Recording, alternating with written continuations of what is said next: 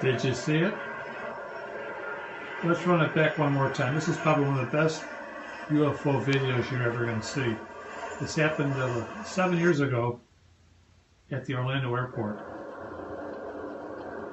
I slowed down a little bit. Twice I slowed it down. Let's do a 4th time slowdown. Much more obvious. There's the plane coming in to the Orlando airport. MCO is the designator. 16 times slow down.